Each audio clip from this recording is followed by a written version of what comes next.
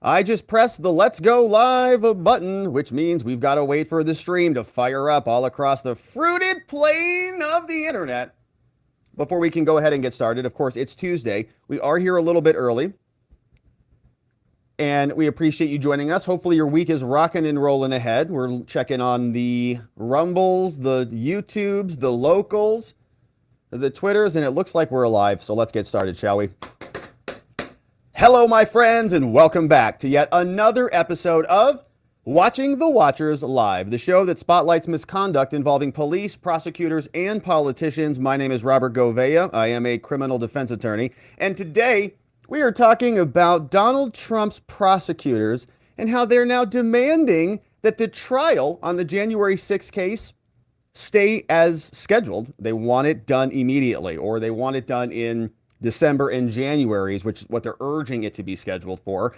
And Trump and his people said, that's insane. We've got 11.5 million documents, which is literally 8+ Washington monuments that they sent over in paper format, okay, 11.5 million pages. And they put together a brilliant motion. We'll do a recap on this because this is a graph from the motion.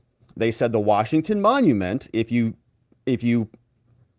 measure it in feet, it's 555 feet.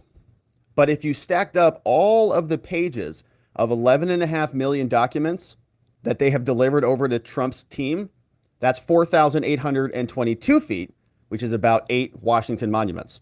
That's how much paper there is, literally, 8 Washington monuments. So the government responded to this, and we're going to read through that. Jack Smith basically is saying that Trump and his defense team really don't need to read everything. You know, the government has summarized all of this for them and kind of encouraging Trump and his defense lawyers to commit malpractice by not reviewing the actual evidence in the case. Because they're like, you don't really need to read that.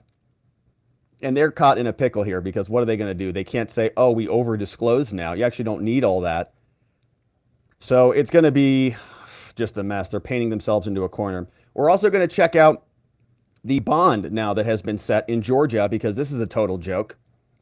They kept telling us that Trump was the leader of a literal insurrection, right? The biggest threat on attack on American democracy since the Civil War. They've all said it. And then they release him on a $200,000 bond. He's like a billionaire. That's like tip money. That's like a parking lot violation. All right. Well, it's like an extra hour of his airplane. All right. What, he's flying around. It's like fuel for 15 minutes on his airplane. Who cares? So this is just hysterical. Now it's a big number. Okay. For you and me, like that, $200,000, like that's a lot of money. It's not tip money. It's like, a lot. So for us, it might sound like a big number, but this was the guy who almost stole the whole country and they're going to give him a $200,000 bond. What a joke. Anyway, so something doesn't add up. Trump's walking around. The rest of these so-called insurrectionists are still in custody. So something's off here. Now, they're saying that Trump is not going to be treated like anyone else. One of the most bizarre clips here where CNN says he's not going to be treated like anyone. He's going to be treated like everyone else, except for all of these changes that we're going to make specifically for Trump. So we'll go through that.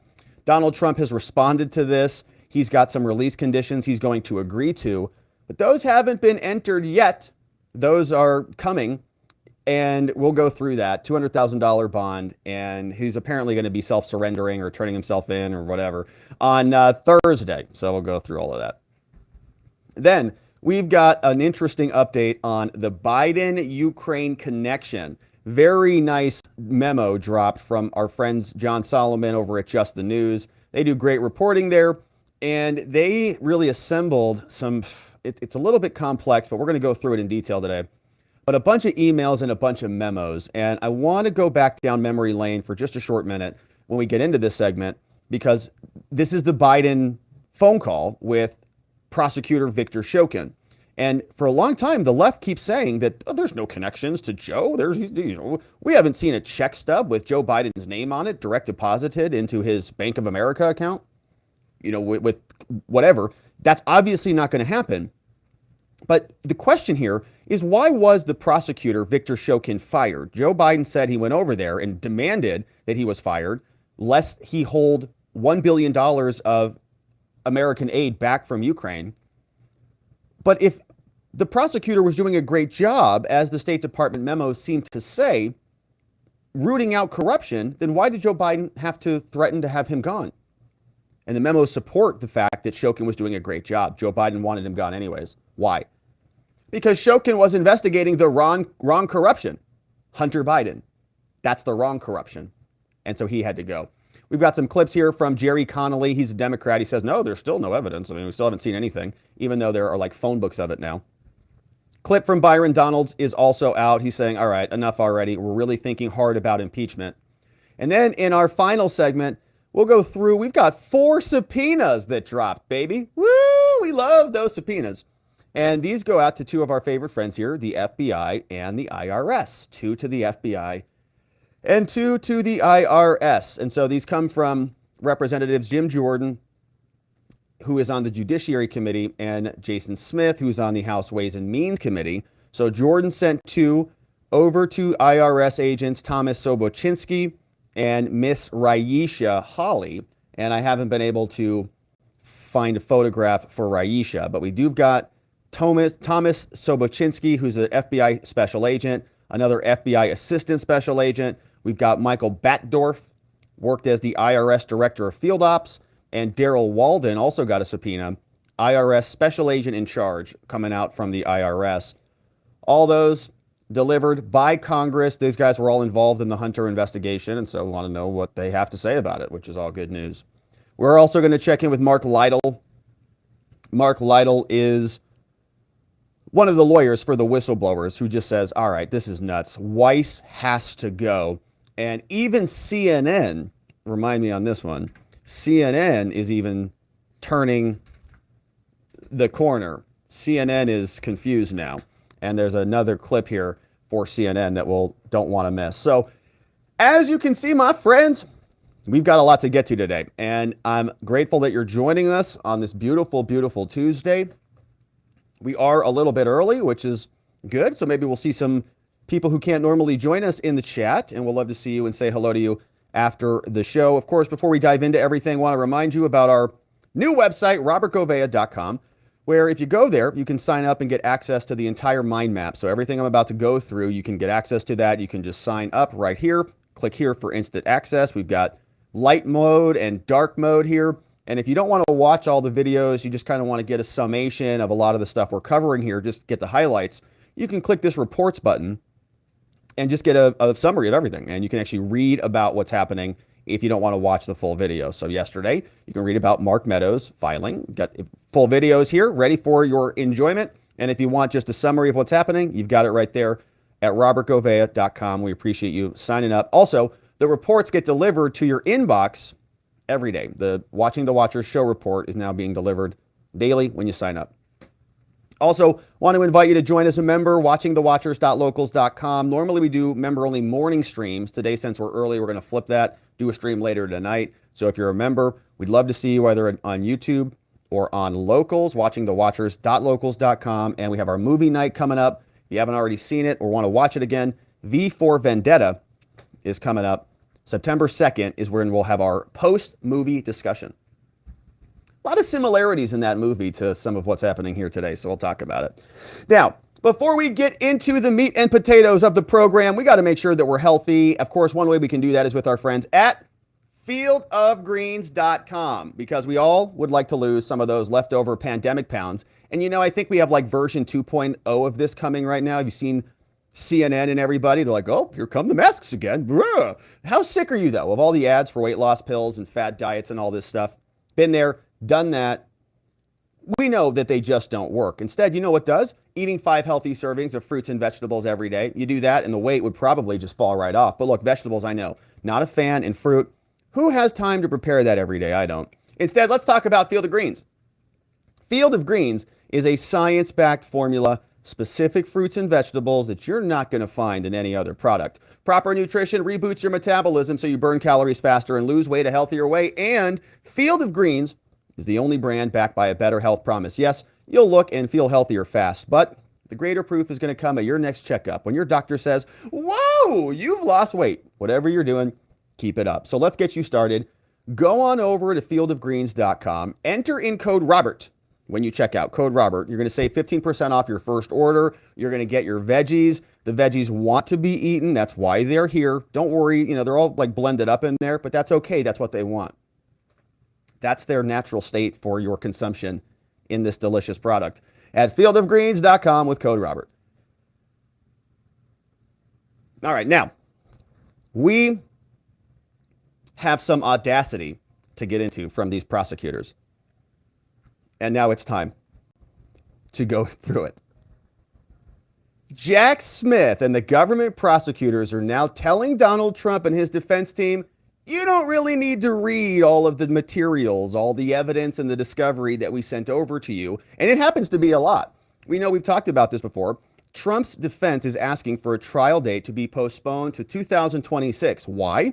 Well, they told him that there's 11.5 million pages of discovery. And of course, in their filing, they said that this was 8 Washington monuments. And so I want to do a recap on what Trump's defense said that justifies a continuation of a trial to 2026, because the government has responded and they're saying, you don't really need to read it all. Then we'll take a look at what's happening in Georgia, because this is also a joke. They issued a $200,000 bond for an insurrectionist.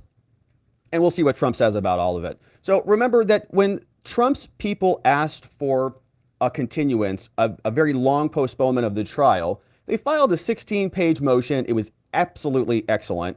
And we read through the full thing in a prior segment. But today I want to just remind us about the math that's involved. They say 11.5 million pages. It's a lot of pages, difficult to comprehend.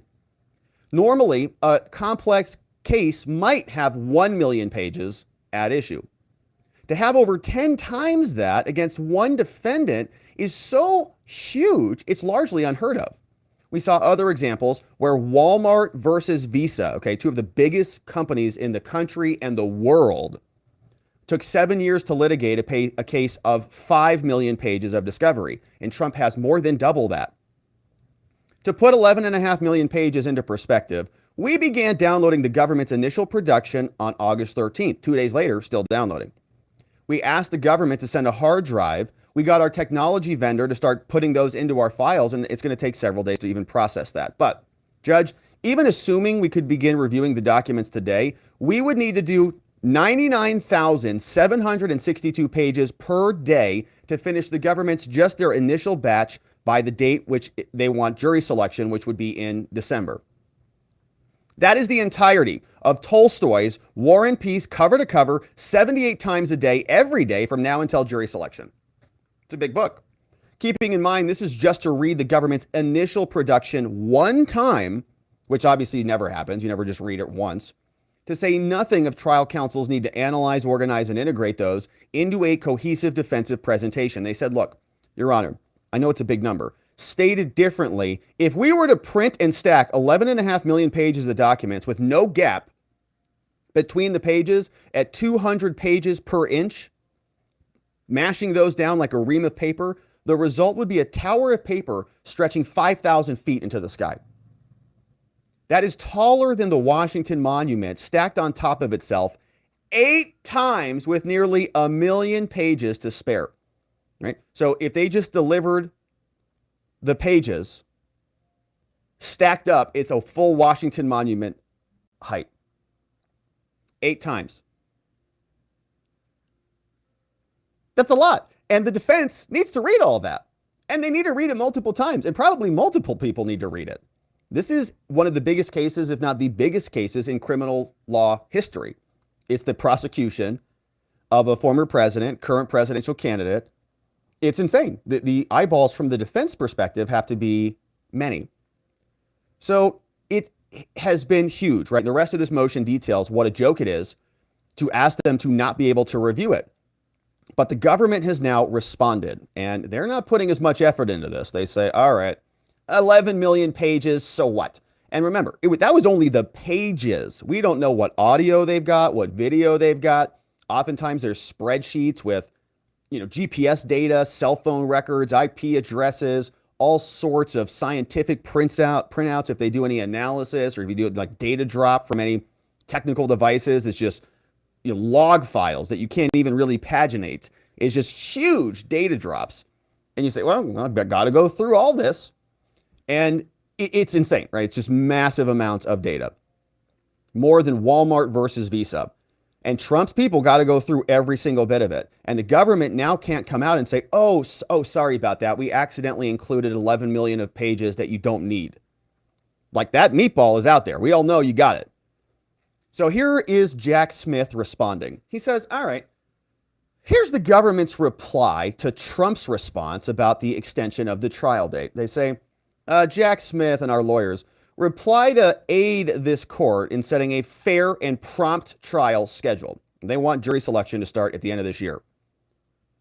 In service of a proposed trial date in 2026 that would deny the public its right to a speedy trial, Trump cites inapposite statistics and cases, stuff that is not applicable here, overstates the amount of new and non-duplicative discovery. So a lot of those pages are just duplicates, and exaggerates the challenge of reviewing it effectively. What, can like prosecutors read faster or something? Are you guys so much smarter? For the reasons below, neither the discovery nor any other factor raised by Trump in his defense impedes a fair trial on the schedule proposed by the government. Your Honor, they can read Tolstoy's War and Peace 7 times every day. All right. It's just 100,000 pages. They say, all right, Your Honor, we're going to take this apart for you. Trump made some comparisons to the schedules of other cases like Walmart versus Visa. They say Trump references different statistics and January 6 cases. When he references those, they really overlook the important underlying facts and context, Your Honor. Remember, let's clarify this for you. First, Trump cites the median time from commencement to termination for jury trials, which is 29.4 months. Long time. They want this to basically be done in 5 months. A little bit different than 29.4, without explaining that this median time runs through the completion of sentencing, not the beginning of trial. Okay. All right. So what, you want to take off a couple months for sentencing? So what they're saying is, yeah, like from the arraignment, the initial court date, all the way up until the jury selection is one time. But then jury selection might take 2 weeks, and then the trial might take 6 weeks, and then you might have a conviction, and then you might have sentencing, which comes back in 3 months. And so if you include, 6 more months, that is the inappropriate measurement. Okay, that's fine. So take 6 months off, 29.4. All right, let's do the math on that. I think that's 23.4. And if you calculate 23.4 and you say, is that longer or shorter than what they're asking for Trump, which is about 4.5 or 5 months? Not even close. Even for a lawyer who can't do math. That means that it includes the time required for jury selection, trial verdict, and several months or more after and before sentencing and final judgment. Okay, fine. So what? Subtract 6 months. It's still insanely not even close. The question here is when it is appropriate to start trial in this case. And statistics regarding the length of time from indictment to sentencing have no bearing on that decision. Okay, that's fine. So just go from indictment to jury selection. Just narrow the scope a bit. And what is that number? Government. Even if we give you that, we'll give it to, what do you want, a year? Do you want to take a full year off? Which would be insane, right? That's probably 5 times more gratuitous. Then you would still say 13 months is appropriate. Second, they say, so they're just making stuff up. This is one of the worst arguments you've ever even seen. What are they talking about? They're going to buy themselves 6 months after somebody's convicted for a trial and then say that makes things fair? Second, the data cited by Trump spans October 2021 through September 2022, when federal courts had a backlog caused by COVID closures. During that period, only 22 cases went to trial nationwide. Well, we're about to get it back into, I think, Biden's talking about new whatever. The small and skewed samples provide no help to the court in deciding an appropriate trial date. So first of all, they measured it wrong. And number two, they measured the wrong era because of COVID. Now, I'm very doubtful that that is the actual reason why those trials were delayed. Okay, remember, Visa versus Walmart was 7 years. They went through a full COVID because they had 5 million documents. Trump's got over double that. Trump listed January 6 cases when he was also making his arguments, but they also omit important details in context. Trump fails to mention, for instance, that the one case he cites, the disposition was delayed because, among other things, there was litigation over pretrial detention. There was a superseding indictment. There were plea negotiations. In other words, there were reasons why that case took so long. And the other January 6 cases, they included multiple co-defendants. So this court should then just set those aside, right? Those don't matter. Don't think about their cases. Because you do the old compare and contrast. You say, well, I mean, if you think it should go this way, let's look at this case and this case and this case and this case, and why was this one not like the others? So they're just saying, just don't look at those. They're bad examples. The court should set these comparisons aside when weighing the individual factors because we can distinguish them. So their measurements are all wrong. Now, let's talk about their disclosure. So they say the government respects the defendant's need to review discovery and to prepare for trial. That's good because that's pretty important. Due process, things like that. But Trump's characterizations of the volume of discovery miss important facts. The majority, or roughly 65% of the government's first discovery production, in which the government front-loaded the most important materials, consists of materials to which Trump has functionally had access, are duplicative or do not constitute discovery under our rules that we have to disclose. So they're saying, in other words, they're just copy and pasted paperwork. It's just duplicative. Or Trump could have gotten these materials. He had access to them before. 3 million pages of the discovery, 25% of the first batch, come from entities associated with Trump. So they're like, they came from him, which I don't know why that matters at all. So he should have been reviewing all of his own stuff to know what you were combing through to create a crime against him. Obviously, he's got to review what you've taken and what you've assembled. They say on August 19th, a footnote, they say the government made a smaller second discovery production consisting of another 615,000 pages or files. Approximately 20% of this production was again generated by records from an entity associated with Trump. So they say it comes from him, therefore he doesn't need to read it, even though it has been seized and processed by the government. Would you take that? It's like the government takes all your stuff, reviews it, says we're going to use this stuff against you in a criminal case, but you don't need to read it again because you already had it. So you already should have known about it. So you don't need to look at it. You say, well, I want to look at it. There's not enough time to look at it, so I need more time.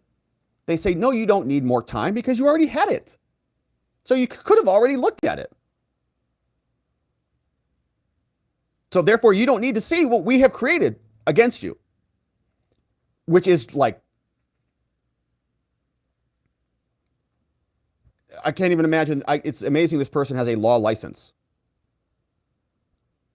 Hundreds of thousands of other pages came from the National Archives, a government entity, meaning that Trump or his defendants reviewed them before the government received them.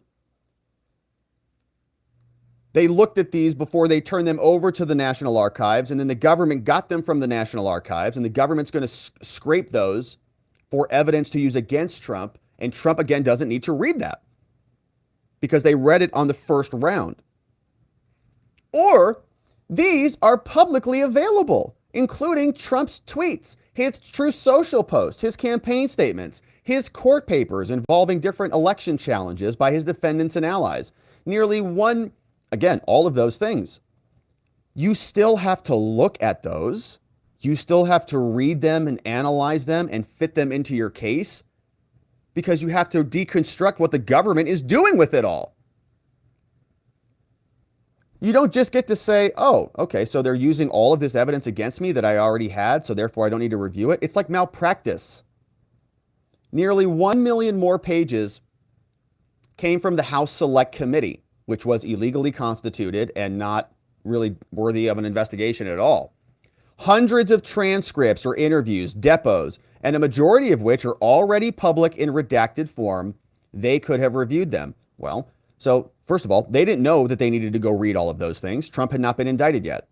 So that's great that they're all available, but you still got to read them, and you still need time to read them. The fact that they were there and available, they're like blaming Trump. Well, you should have been reading all of this. You should have known about it. Well, you didn't file charges. And we're not going to just read everything with the prospect that we might identify some things the government is going to use to charge us. No, they've got to tell us what they're using so that we can investigate that. It's their burden of proof. They have to generate the evidence. They present their case and we respond to it. We don't have to have the burden of preparing our defense in case the government decides to file charges. We're like, oh, perfect. We were reading about this. The first discovery production included more than 100,000 pages of duplicative material because the government sought to produce it in, listen to this, it's like a high school kid. No offense to high school kids. Sought to produce it in an exceptionally organized, clear, and user-friendly fashion. So you've got some prosecutor dorks out there organizing spreadsheets with labels and color coordinated into rows. You're like, wow, it's all nice and labeled with folders. That's why there's 100,000 pages of duplicates? Doesn't sound very organized. For example, if the government obtained a record and then showed it to a witness during an interview, the government record would appear twice in discovery. The first clearly linked to a source from which the government obtained it, and the second in a clearly marked witness interview folder. The record would appear twice in discovery. Okay, well, somebody's got to read them to make sure they match. I mean, there's a key component of evidence. It's called prior inconsistent statements. If you have any aberrations, if one thing doesn't match another, that's a big problem. Somebody said something on this date and it changed on another date. One report says this, another report says that. DUI results say this from one person and they say this from another. It's a big problem. So if it's in there twice, you got to read it twice. Even though they're saying it's nice and organized. Thank you for that it's organized. It's great, but it applies to this person. I got to think about it, how it relates to this person. You know, the alternative would just be to not link, like you'd have just one document bin and you'd have the notes that reference the document. And if everybody references the same document, you don't duplicate the document. But I see what they wanted to do. It's nice they did it. Guess what? The defense doesn't give a crap about your nice organization skills in your rigged, fake, illegitimate prosecution against your political opponents. Don't care about your labels. In addition, the government took on the task, this person is so proud of themselves, of providing the defense a set of key organized documents that the government views as some of the most pertinent to its case in chief. These are our tactics that we're going to be using, and this is why you only need to review this stuff and not everything else. These include certain key grand jury transcripts and other exhibits cited in the indictment. That's great. That's great. We want all of the grand jury transcripts and all of the exhibits and enough time to read it all. In addition to the keys, the government says, in an abundance of caution and transparency. And you know, when they say stuff like this, when you hear people tell you that a war was illegal and unprovoked. You know, when they say that like a billion times every day, something like that, you know, well, maybe I got to think about that. Was it really illegal and unprovoked? You know, something like that. So same thing's happening here. Exceptionally organized, right? We've gone through in an abundance of caution and transparency and all this stuff. You go, all right, they're fluffing this up, which means it's probably a disaster, which means there's probably a bunch of hidden evidence and they're trying to obfuscate this thing. And you can't trust them for a minute.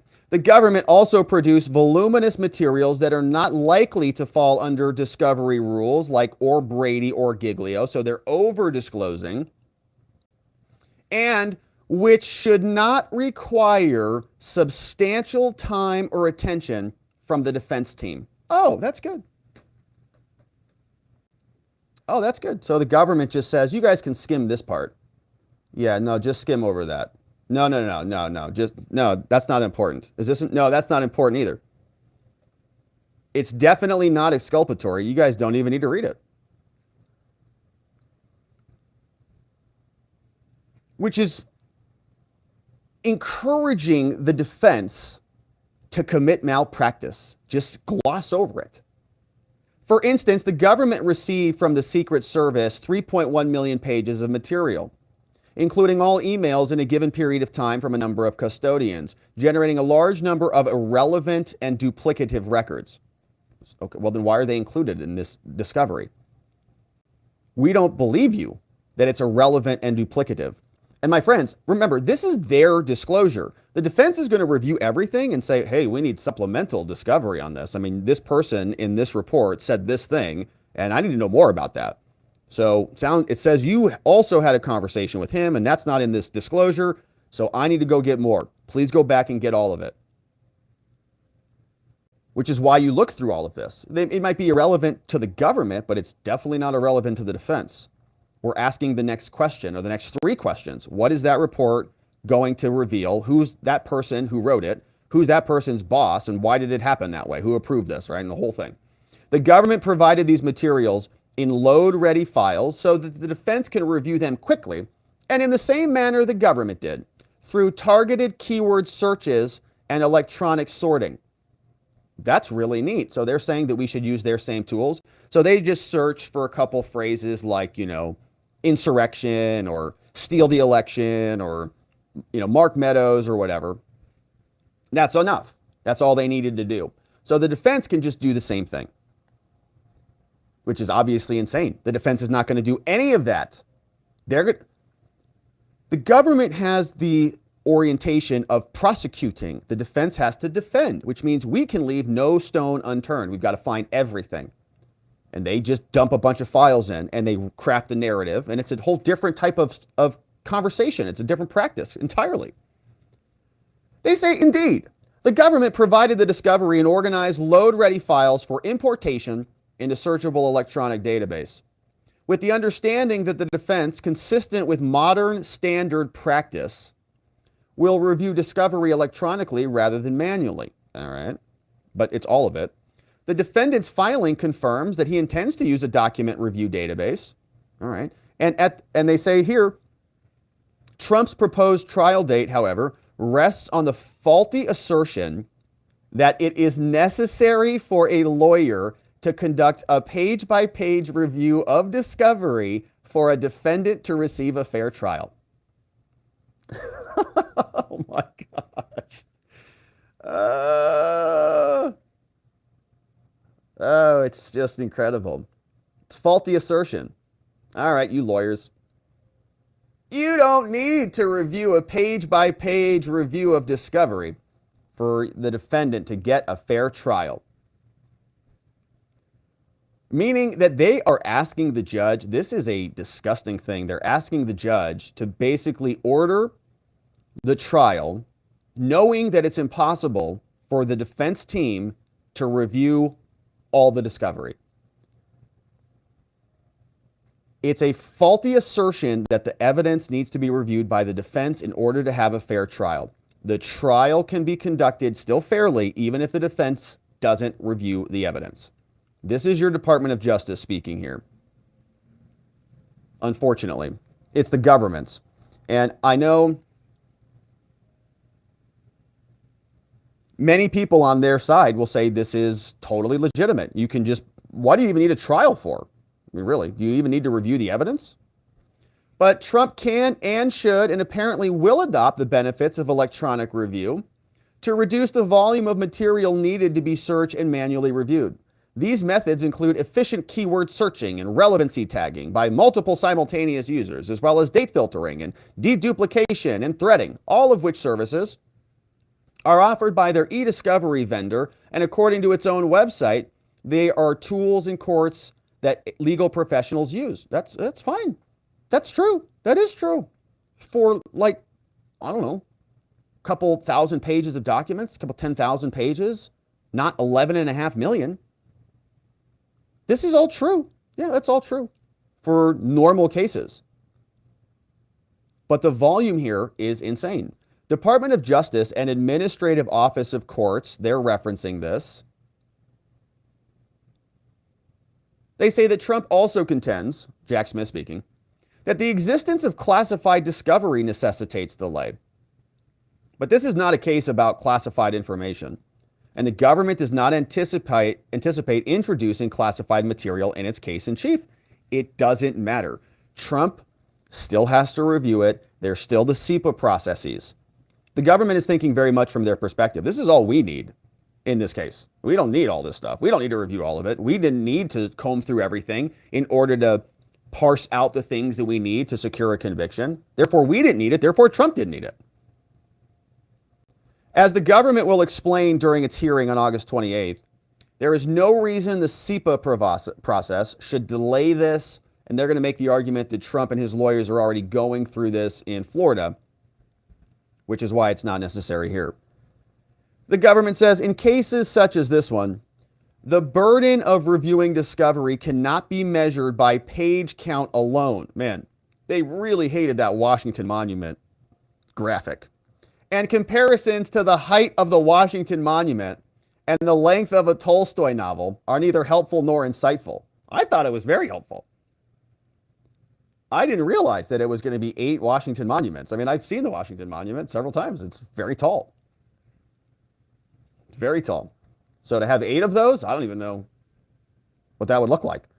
In fact, comparisons such as those are a distraction because they make the government look like idiots, which is determining what is required to prepare for trial. To accomplish that, the discovery should be measured by its relevance, its organization, and their labels, accessibility, searchability, and reviewability. Here, the government has organized and produced the materials in a manner designed to ease and expedite Trump's review, which allows trial to proceed as quickly as the government has proposed, which is starting in December. They say Trump contends the government's trial date also conflicts with his other trials, but the government is confident the court can and will adjust its own calendar around the other trials. For example, Trump points to the government's proposal to start jury selection in December. Conflicts can be easily addressed. We'll just move the dates around. And in addition, Your Honor, setting a schedule in this case with deadlines for various disclosures can address other concerns. We agree with Trump that the court may order the government to identify exhibits well in advance of trial. We're prepared to do that. And we can comply with other advanced deadlines as well. We just want to move this forward expeditiously and fairly. Through reasoned discretionary scheduling orders like these, the court can fairly administer the prompt disposition of this case. From Molly Gaston. All right, so this name is going to continue to stand out because, wow, this is just a terrible brief. Like, terrible. This is basically saying, I'm an entitled, whiny prosecutor, and we got everything that we need in the way that we needed it. And yeah, we were too busy salivating, being focused on just burying Trump with dog piles of evidence, that we were just Hoover vacuuming up everything, just sucking it up and just putting it all into a big file, because part of their plan was probably to just dump it on Trump, as they have obviously done. And Trump, I've called them out, really embarrassed them, I think, with this. I think they bit off more than they can chew. They've got 11.5 million documents in an initial trove of materials. And what is the judge going to do? Deny Trump the right to access and review the evidence? Very well could. We'll see what she does. But this is actually shocking to hear the government say that the defense should just trust their judgment. We organized things. We labeled everything. I'm sure Molly was staying up late on Saturday nights, with her sticky notes and highlighters and organizing everything just so Donald Trump could have a fair shake in this election. And this is them now basically saying that Trump's team should commit malpractice and they shouldn't even review the evidence, and the court should just schedule it regardless, because 8 Washington monuments is, not a big deal. Kind of a reasonable thing. Now, the judge will issue a ruling on this, and we'll see what she says. Meanwhile, in Georgia, we know that Donald Trump has agreed to post a bond. And this is very curious because we know that Donald Trump is being charged with a lot of very serious crimes in Georgia. Big Fanny, very upset. Not only is Trump charged, but also 18 other co-defendants, because they almost stole the country out from under us. And so, for some reason, they're not really reflecting that in their consent bond. This is curious. Filed on August 21st out of the clerk of the court from Fulton County, a consent bond and order for Donald John Trump. Now, this is strange because, there's a bunch of other January 6th defendants who are all in custody, and they have gotten no bond at all. And this is the 4th indictment for Donald Trump. And he's about to walk out on all 4 of them. Florida, there was no bond. New York, there was no bond.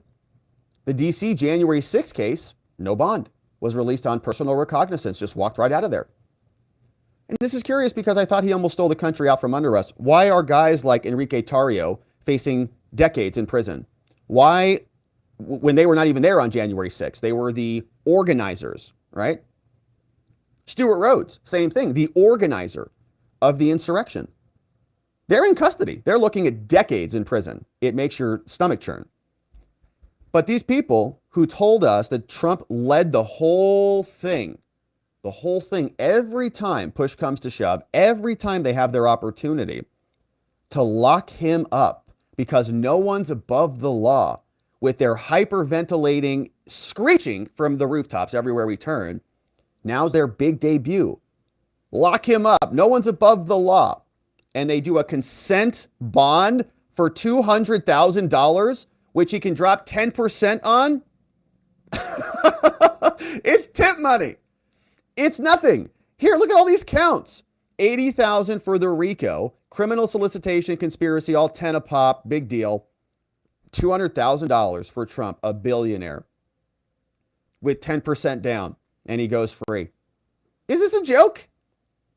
I thought Big Fanny came out and was basically, hyperventilating from that podium. Whoa, screaming at everybody about how horrific this was and how they've been investigating this for years and how important it was. Trump flips him a black chip. Here you go. Here's your bond. And it's nothing. And he walks out the door, which is a very concerning thing because, we certainly don't want insurrectionists running around this country. But for some reason, 4 different judges have not had the stones to match the language. Or let me say this. Forget the judges. The government's not even requesting it. They're not even asking for anything. They didn't even ask to hold him in custody one time. Now they got a $200,000 bond. At least they asked for a bond here in this one. Slightly a little bit more, but not the others. It's like a joke. So something doesn't match. Their words don't match their actions. Why? Because their words are fake. They're just fake. Consent bond order, the above captioned matter here coming before the court with consent of counsel for the state of Georgia. The big talking, bloviating Georgia prosecutors, Trump. They agree to it. The court hereby grants and orders that the bond is set in this matter as follows. Now, I think this has just been, oh no, they've agreed to this. Okay. And he may post as cash. Don't know if he's going to do that. Or he can, they have like bail bonds programs where you can post an amount and the bail bonds company will cover the rest of it. So he can drop 10%. Nothing. They say that Trump shall not violate the laws of the state. Very standard release condition here. Laws of any other states. Okay, remain law abiding. That's the law. That's in every single term. The defendant shall appear in court as directed by the court. Okay, also very standard. Nothing new there. The defendant shall perform no act to intimidate any person known to him or her to be a co-defendant or witness in this case. All right. And now we have a question. What is intimidation? Can he call them out by name? or to otherwise obstruct the administration of justice. Okay, now we've got a very serious conflict here, as per usual. Trump's free speech, Trump's right to express himself in the middle of a political campaign. Political speech is the most protected of speeches. And if we have comments about any of this stuff, maybe government witnesses who might be involved in this, is that intimidation? Is that obstruction of the criminal courts? Or is that just his free speech in the middle of a campaign? They say Trump shall make no direct or indirect threat of any nature against any co-defendant. Now, the left, if Trump says, I think I'm going to go have a sandwich for lunch, they think that's insurrectionary language. Oh, where's he going to lunch? What kind of sandwich? You know, white supremacists like sandwiches. Yeah, that's a very turkey, probably, huh? You know, yeah. What, with mayonnaise? So then they freak out about it. And it's an indirect threat. It's like a dog whistle. MSNBC does cartwheels.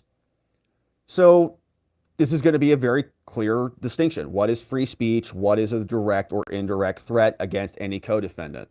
They say the defendant shall make no direct or indirect threat of any nature against any witness, including individuals designated in this indictment. So again, it's a threat. Like it's not saying don't mention them by name, because that would be overly broad. That would obviously be impinging on Trump's speech. But here, a threat, okay, well, you can't threaten anybody or witness tamper anyways. Like, that's all obvious. Like, you can't threaten people, but not limited to the individuals designated in the indictment. The defendant shall make no direct or indirect threats of any nature against the victim. All right, any victim. Who is that? Georgia? The defendant shall make no direct or indirect threat against any nature of the community, against any nature against the community. What is this? No direct or indirect threat of any nature against the community or to any property in the community. That is a broad term. I don't even know what that means. Like, can't talk badly about Big Fanny? We'll see what that is. The above shall include, but not limited, to posts on social media or reposts of posts by other individuals on social media. And again, that's fine. Trump, in my opinion, I've not seen direct or indirect threats of any nature.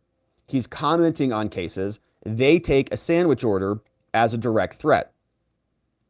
They say the defendant, and we'll see what Trump says on social media because he posted, the defendant shall not communicate in any way, directly or indirectly, about the facts of the case with any person known to him to be a co-defendant in this case, except through his or her counsel. Next page, it is, Trump shall not communicate in any way, directly or indirectly, about this case with any person known to be a witness, except through his lawyer. Ordered, 21st of August, 2023, Scott McAfee, Judge, Fulton County Superior Court.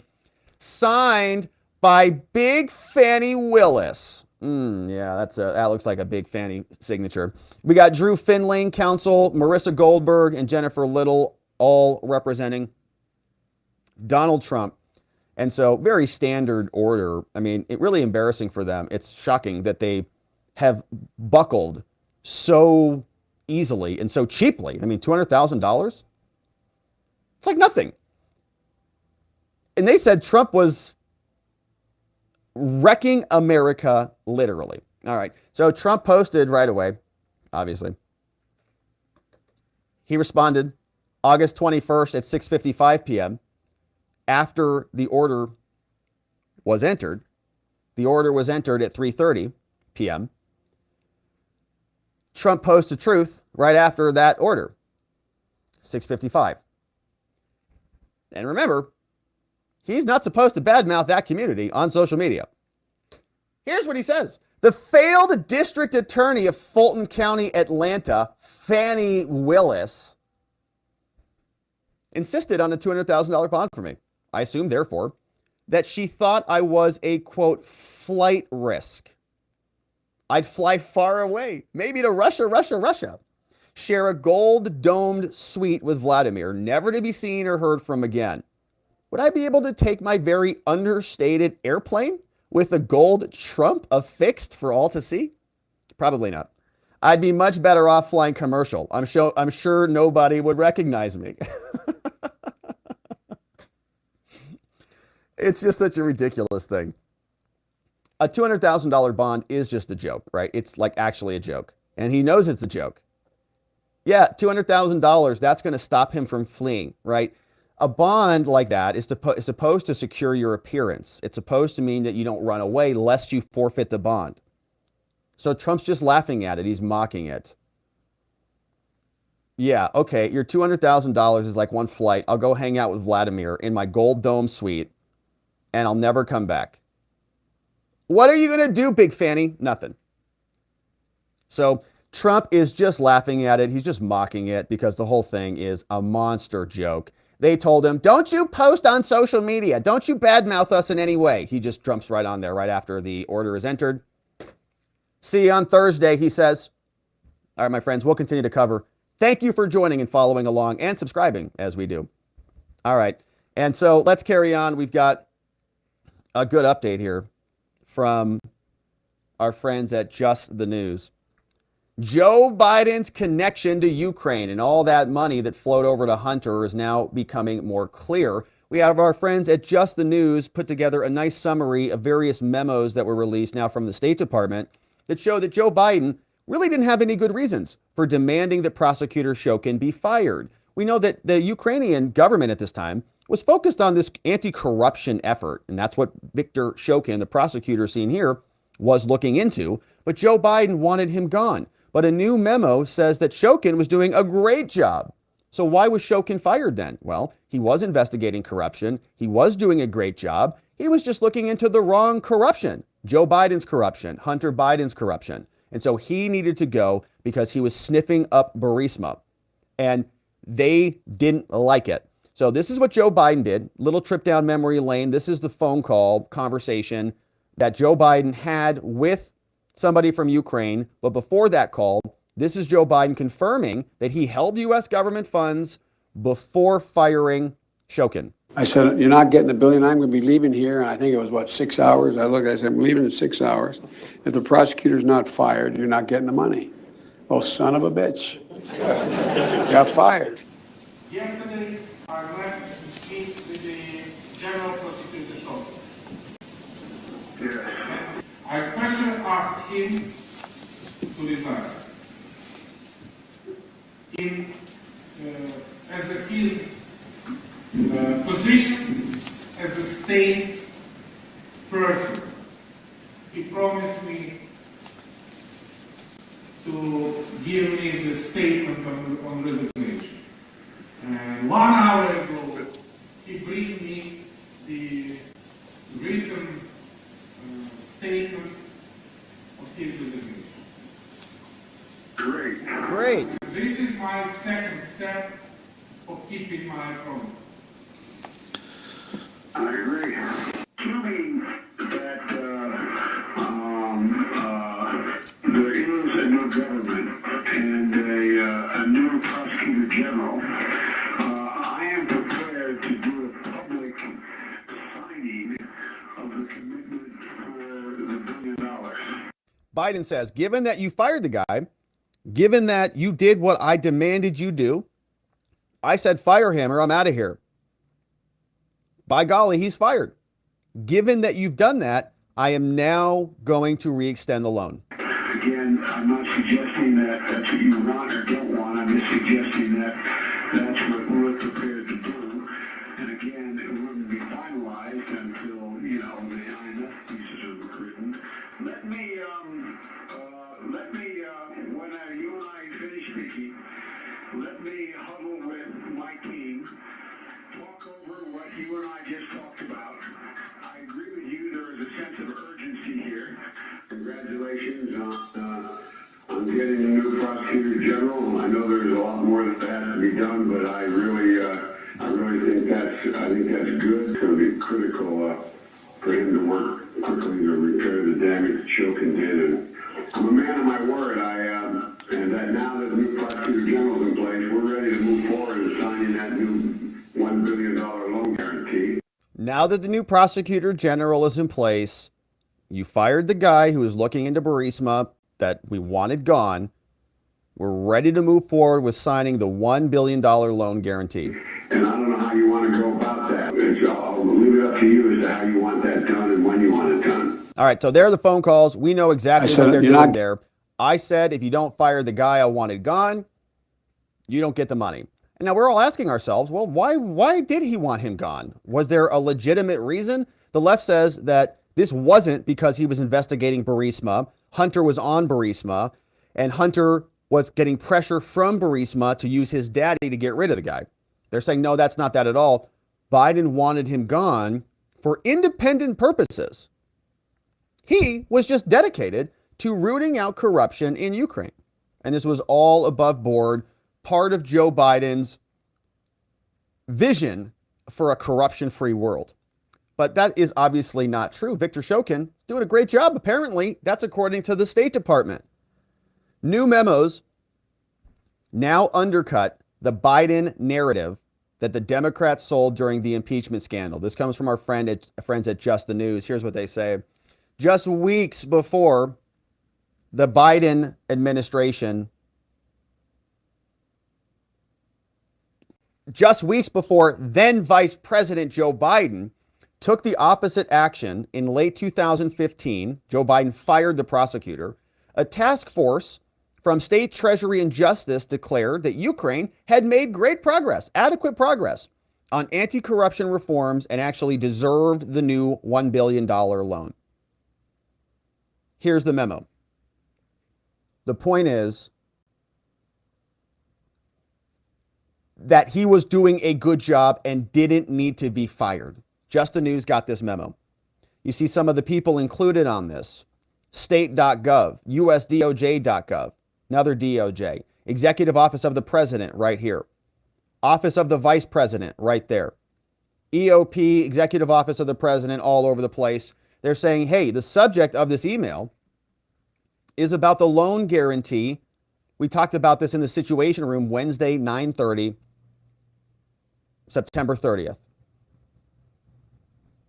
This person sends the email, says, apologies for the repeat email. I understand some people are having trouble seeing the summary pasted in the body of the email. Please find it attached below. So she resends it. Look at all these people. State Department, State Department, State Department. All of them listed here. Here's the summary. Hey, everybody, thanks for attending a productive meeting yesterday. It was agreed that the IPC concluded that, one, Ukraine has made sufficient progress on its reform agenda to justify a third guarantee. Oh. So then why did Joe Biden try to eliminate that? Ukraine has an economic need for the guarantee, and it is in our strategic interest to provide them one.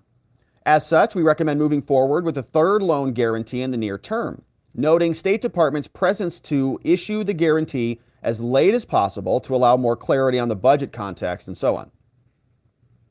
They say we notionally approve the following proposed conditions precedent, meaning if they hit these things, we can give it to them.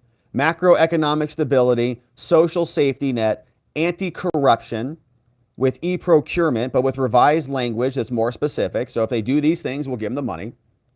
Rule of law, they say, but with a preference to better ensure and to set up an independent inspector general cannot easily be overturned, and that the independent inspector general is subject to oversight and accountability. But with the revision here, they say here the USAID working with the state and so on. The state must do this other thing. The DOJ is going to explore these options. The IPC recommends dropping from consideration the following things.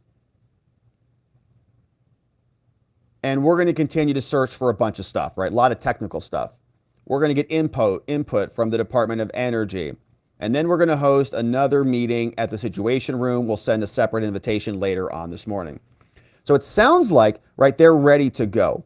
A couple things, the rule of law with the Prosecutor General's office to revise the CP. They want to set up an independent inspector general so the decision to do it cannot be overturned. Okay, so I wanted to see if there's anything about Shokin in here. Is there anything in here that says Shokin needs to be fired or Shokin's doing a bad job or anything? No. It's all saying that you just have to continue doing what you're doing, essentially. They've made sufficient progress. We're going to renew the loan. So that was gathered from Just the News, and they say the recommendation is one of several U.S. government memos that was gathered by Just the News over the last 36 months. They've been firing off FOIA requests and congressional inquiries, and this stuff has been coming back. There's been this long-held narrative that Biden was conducting official U.S. policy when he was doing this. He threatened to withhold the money, the $1 billion, and we're all saying, why? And he said, mock corruption. At the time the threat was made, Shokin's office was conducting an increasingly aggressive corruption investigation into Burisma. The State Department was saying, go root out corruption. He's doing it.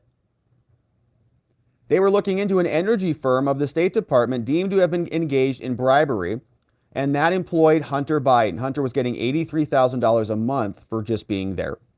New details on the impact of the probe have now emerged. Shokin was rattling Burisma. So Burisma was putting pressure on Hunter to get Daddy to do something. We've got more memos. They say senior State Department officials actually said that they were impressed by Shokin's work. They sent a conflicting message to Shokin before he was fired. They invited his staff to Washington for a strategy session. They saying, hey, we're impressed with your office's work. U.S. officials faced pressure from Burisma emissaries in the United States. Burisma wanted the corruption allegations to go away, and they feared the energy firm had made 2 bribery payments to Ukraine to settle their cases and over to Shokin. A top U.S. official in Kyiv blamed Hunter for undercutting U.S. anti-corruption policy through his dealings with Burisma, right? State Department says no corruption. Hunter's in the middle of the corruption. Shokin's investigating corruption. He catches Hunter in it. Hunter asks Daddy to get rid of him. Daddy does it using his power as VP, using $1 billion. During Trump's first impeachment, state officials testified that Hunter's acceptance of a job created a conflict of interest, but they said it didn't impact U.S. policies.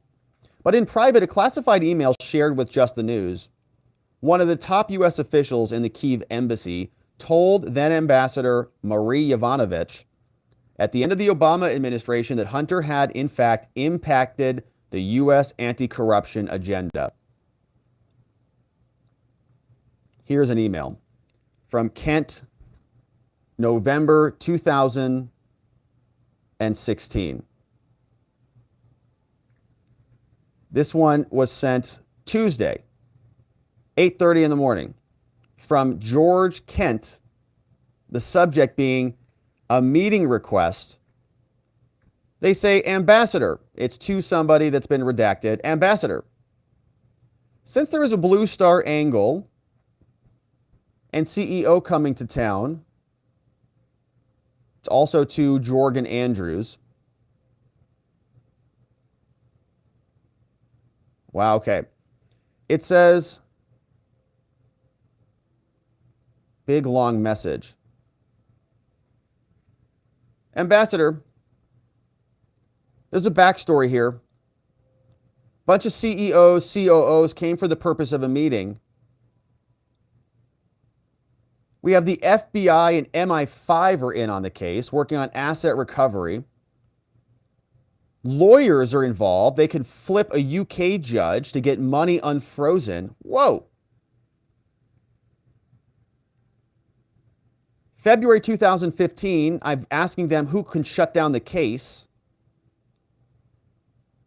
I asked him if I could speak with him, and that the real issue on my mind was that someone in Washington needed to engage VP Biden quietly and say that his son Hunter's presence on the Burisma board undercut the anti-corruption message that the VP were advancing in Ukraine.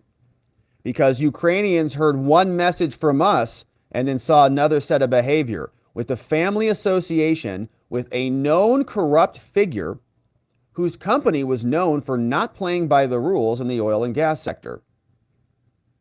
I told Dan I'd be happy to share the call with him. He was doing due diligence on this issue to make the case to Hunter. I never heard from Sally. Right. They're all trying to root out corruption. The vice president's son is on the board of one of the most corrupt companies in Ukraine. And Joe Biden fires the prosecutor who's investigating him. Until then, that's a much different discussion. She also referred to Zlochevsky by name, and so you see the rest of the email. Sensitive and confidential. Zlochevsky is wanted in Ukraine for crimes related to corruption. Despite his ruin named in Ukraine, Zlochevsky is actively campaigning for public rehabilitation, especially with us. He's been sending letters to different ambassadors for months, and the ambassadors have declined to get involved. I should note that there were two American members of the Burisma board. Guess who they were? Hunter Biden and Devin Archer. Archer was recently indicted in another fraud case. So these guys were just known to be corrupt. And Hunter and Daddy really had no justification for getting rid of Shokin other than to exonerate Burisma. Biden's role in pressuring Poroshenko to fire Shokin has been a searing controversy ever since. Hunter was, of course, getting $83,000 a month. And it's just disgusting behavior. So if there is no justification for Shokin to be fired, if he was doing a good job and everybody knows Burisma was corrupt, what else do they need to show Joe was involved in a quid pro quo? Apparently a lot more. Democrats still don't buy it. Here's Connolly saying there's just not enough evidence still. It seems pretty obvious that the chairman of your committee, Chairman of the Oversight Committee, Chairman Comer, it appears that he's timing his disclosures about Hunter Biden and his complaints about the Justice Department's handling of the Hunter Biden investigations with Donald Trump's peak criminal events. Is that your sense? And what is your sense of what the end game is for Republicans on the committee? Or it's the other way around. They're timing their drops with their Trump releases. They're the ones prosecuting Trump. The pattern has always been Comer goes first, something bad happens to Trump. We've had even Newt Gingrich say he got a phone call that after the special counsel was appointed, David Weiss, the Justice Department, was looking pretty dumb. So Big Fanny got the call, accelerate your Georgia prosecution, make sure it gets done on Monday. She did. Well, obviously, their end game is to try to damage President Biden, but they're not doing a very good job of it. They're not? You know, distract, deflect, and dissemble seem to be the three watchwords of the Republican committee members led by Chairman Comer, as well as the weaponization select committee I serve on with Jim Jordan as chairman. They've done a pitiful job of trying to make any case that something untoward has happened and that somebody needs to be impeached or held accountable, like the President of the United States. There is zero evidence Why do you fire Shokin, linking President Biden personally to anything. And there's zero. He literally says on tape that he withheld $1 billion to get rid of a prosecutor for some reason that the State Department said was doing a great job and agreed that they were going to already re-extend that $1 billion. So why did he do that? Evidence of political interference. Just today, for example, Chairman Comer finally released the transcript of a interview with a senior official who says in the testimony that he's not aware of any political interference and that the dispute at hand wasn't about someone trying to strong-arm him to turn the other way with respect to Hunter Biden. It was a very routine kind of disagreement between the investigator and the prosecutor, which is something that happens in every DA's office, every U.S. attorney's office in the country. Does the vice president get involved in those every time that happens? In foreign affairs, make specific personnel decisions. I want that person fired because they're leading an investigation into a protected business, and how that corruption doesn't bode well in Ukraine for people who are trying to stop corruption in their country. Of course not. Still no evidence. I'm not sure what it's going to take. I mean, I think even if you did have the check stubs that said Joe Biden, Burisma, and it said, thanks for quashing the prosecution in the memo, I still don't think that'd be enough for them. Well, we'll see if the Republicans do anything about it. Byron Donald says, yeah, we're working on it. Hang tight. What House Republicans are going to do, we're going to finish our investigation, because all the information that has come forward that has frankly made the Department of Justice look like an outfit actually obstructing justice on behalf of the Biden family has come from the House Oversight Committee and the House Judiciary Committee and House Ways and Means. That's how the American people know about all this information. We're going to continue our investigation. I fully expect for the House to start an impeachment inquiry into Joe Biden, because what we are clearly seeing is that Joe Biden has facilitated and allowed his son to be an unregistered foreign agent, shaking down foreign companies for money to the Biden family while they were selling influence of Joe Biden, or should I say Robert L. Peters, or whatever pseudonym he's working under. Oh, Robert L. Peters. That's President Biden. What do you need a pseudonym for if you're doing everything above board with Hunter and Burisma and all of these other entities? Obviously, more connections are going to continue to be revealed. We've got new pseudonyms. We know that the Oversight Committee is investigating foreign businesses and foreign bank accounts. And Byron Donald says the investigation is onward. The new State Department memos even say, what's the justification for getting rid of Shokin? We know what it was. Biden covering up for Hunter and providing value for Hunter's $1 million annual salary for nothing. All right, my friends, we've got one final segment here before we wrap it up. We've got some subpoenas. Oh, we love subpoenas. Love those subpoenas. 4 subpoenas fly from the House Oversight. Nope, that's not right.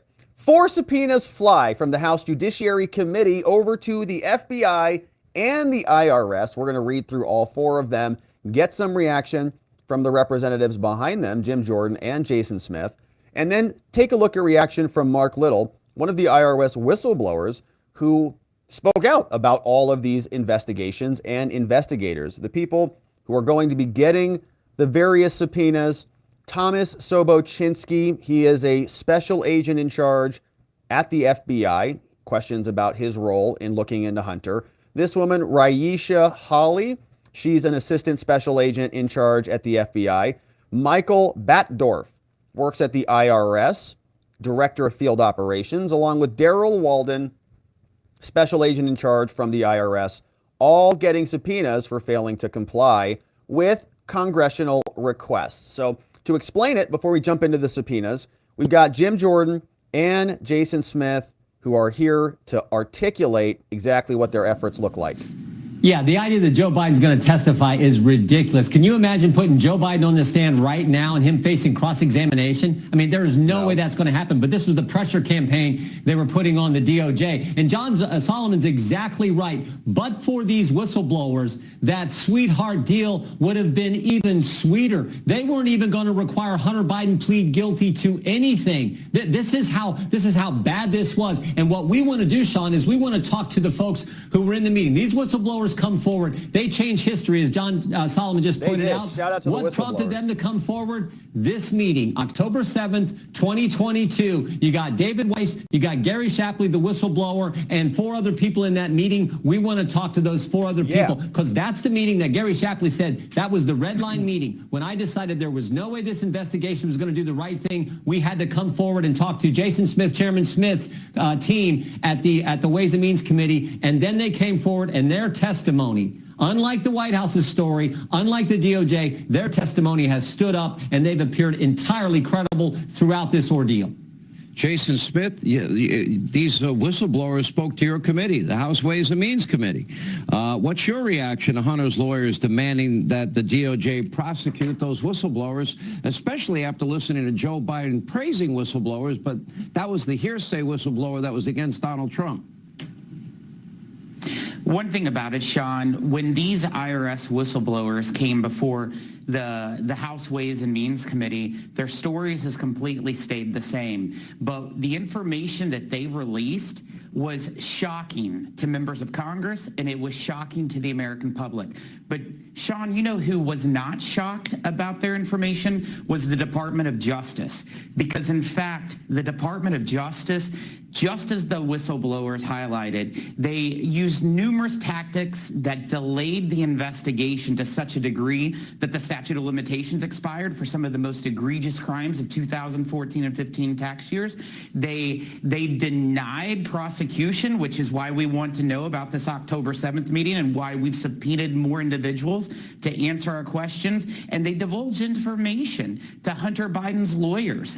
If the whistleblowers wouldn't have came forward, we wouldn't have known those aspects. And they definitely changed history. They did. All right, Jim Jordan, I want you to talk about the subpoenas that your committee, the Judiciary and the Ways and Means Committee, to the IRS and to the FBI from today. And do you think something's going on here with the New York Times, Politico, the Washington Post, and even Chucky Todd and left-wingers like him are now saying he's got a big problem? What does that tell you? Yeah, they see the evidence piling up. They see the credibility of these whistleblowers, and they see what was reported this week. The story in Politico, the story in the New York Times. I thought there was all kinds of interesting things in there. Decided they were going to make Biden testify, that they wanted to go after the whistleblowers. But what really struck me, and it ties into what John was just saying, is that in 2019, Hunter Biden's legal team wanted to meet with him to talk about things. And he said, I can't meet that day because I'm talking with the impeachment lawyers. So is he talking with Daniel Goldman, the lawyer for Adam Schiff? Is he talking with who is he talking to? Because it was all about bereavement. As John pointed out, they said one thing, the Biden team said one thing, the Democrats said one thing, but the documents show something else. They show that President Trump was on the right track. So that is definitely an avenue that we're going to explore as well in our investigation. But right now it's the focus on that meeting, that red line meeting, according to whistleblower Shapley, where he said David Weiss told them he didn't have the authority that Merrick Garland and David Weiss were saying they had. And that's when he knew we have to go to Congress. We have to become whistleblowers. We have to tell the story so the American people get the truth about how wrong this investigation was being handled. All right, Jim Jordan and Jason Smith from the House Ways and Means Committee. So we know there's 4 subpoenas that have gone out, all targeting that one meeting. And so the people who were there, obviously we already talked about their names. 2 from the FBI.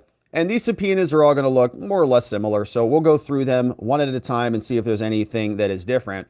But the first one from the Judiciary Committee, this one goes over to Ryeisha Holley, Special Agent in Charge, Baltimore Field Office. It says, all right, Miss Holley, Judiciary Committee is conducting oversight of the executive branch's commitment to impartial justice, as well as investigating the veracity of statements made in response to inquiries related to the Hunter investigation. Now, as part of this oversight, our committee requires testimony from several people. You're one of them. You have firsthand knowledge of info that we need. In a letter that we sent to you back in June, our committee, along with the Ways and Means Committee, asked for transcribed interviews with 11 officials, including you. Here's the letter. The department declined the request for voluntary compliance. All right. So on July, the 3 committees made a second request for voluntarily transcribed interviews. Once again, the department did not agree. As such, the request remains outstanding. According to publicly available information, the department and the FBI have been investigating tax and other matters concerning Hunter Biden since at least 2019. The investigation has been led by David Weiss, District of Delaware, and FBI's Wilmington resident office, part of Baltimore.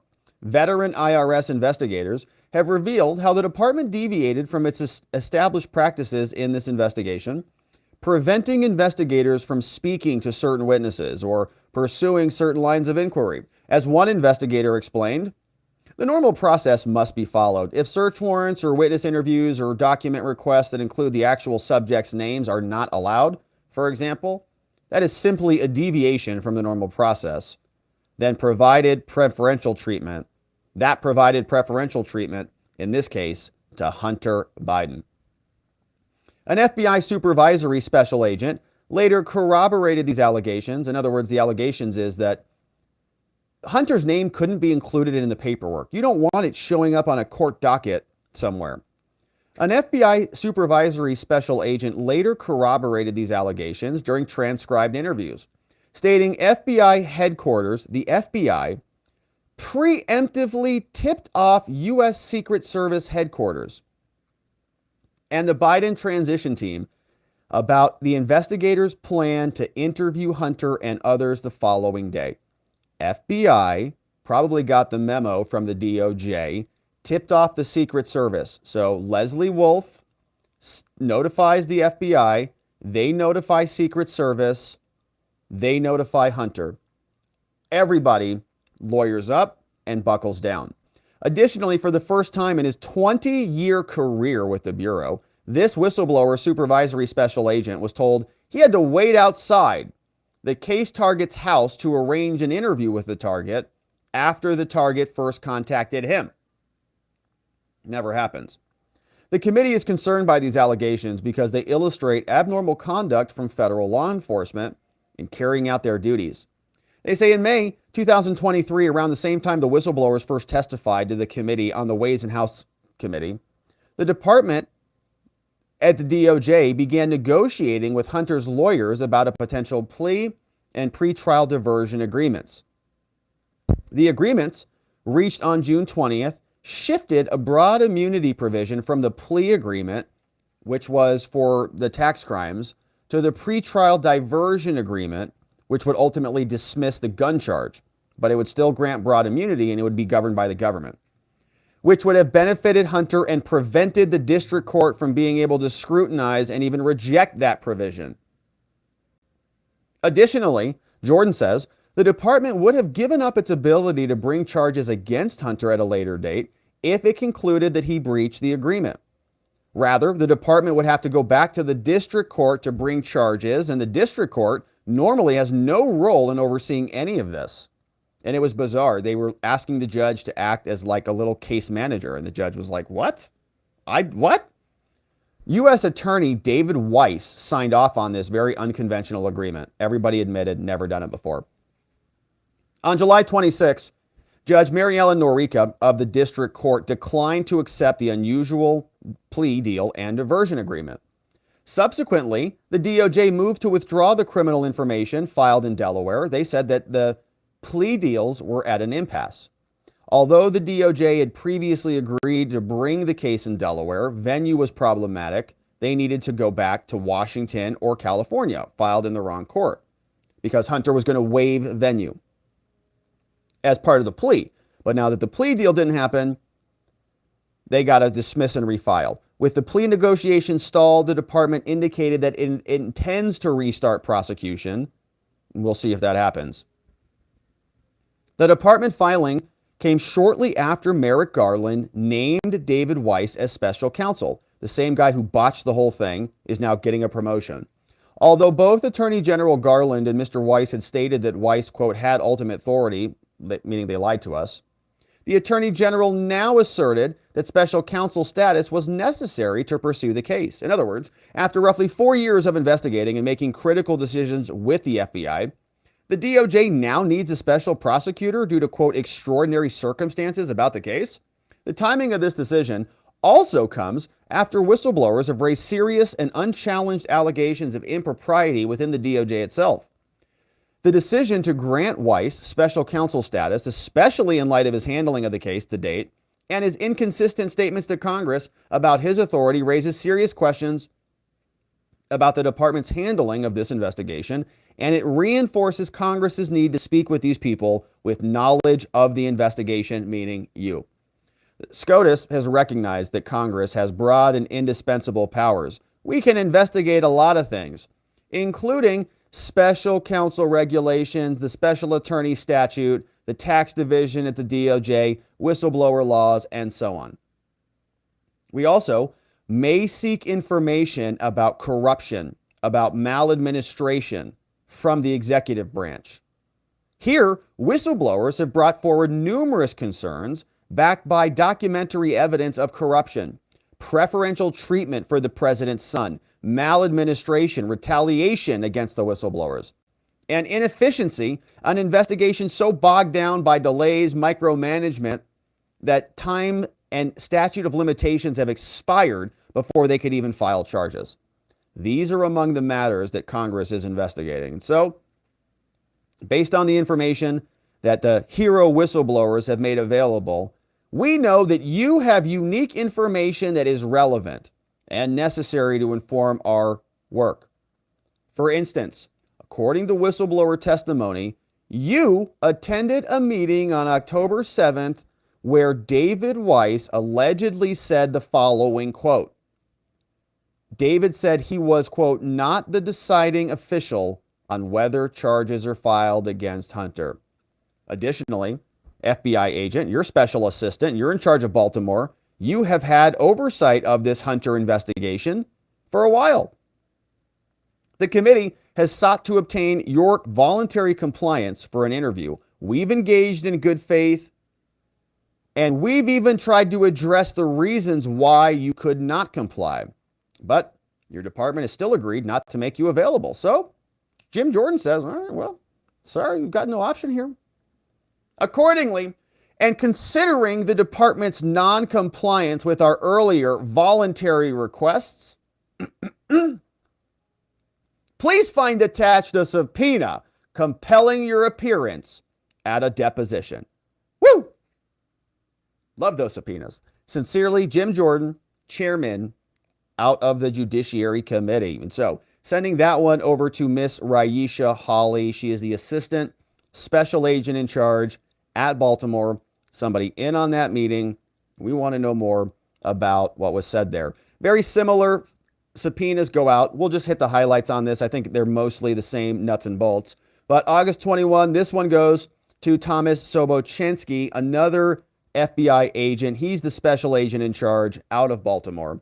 So same type of message goes to him. They say, also, we sent you a letter. We know that you know about this since 2019. David Weiss, basically the same carbon copy message. We know that Weiss signed off on the unconventional agreement, and the plea agreement is still outstanding. And so you too, sir, must respond. Trying to see if there's anything really different. Now, I think that he was also at that meeting. It says here, for instance, according to whistleblower testimony, you also attended a meeting at the same time. Additionally, as a special agent in charge, you would have had oversight of the Hunter Biden investigation. So you would have been in charge of Ryeisha. The committee has sought to obtain your voluntary compliance. Hasn't happened. So you, sir, also get a subpoena. We'll see you at the deposition. Those are the two IRS agents. Then we jump over, those were the two FBI agents. Now we jump over to the IRS agents. This is Darrell J. Waldon over at the IRS, our favorite government entity. August 21st, this one comes from the Committee on Ways and Means. Jason Smith is writing this one. He says, all right, IRS, getting them all confused. All right, IRS, Mr. Waldon, we also know that in the wake of brave IRS whistleblower testimony about the special treatment of Hunter, multiple congressional committees are conducting oversight about your commitment to justice. We requested an interview with you, Mr. IRS, since you are also somebody who's been identified as someone who was present at a key October 7th meeting.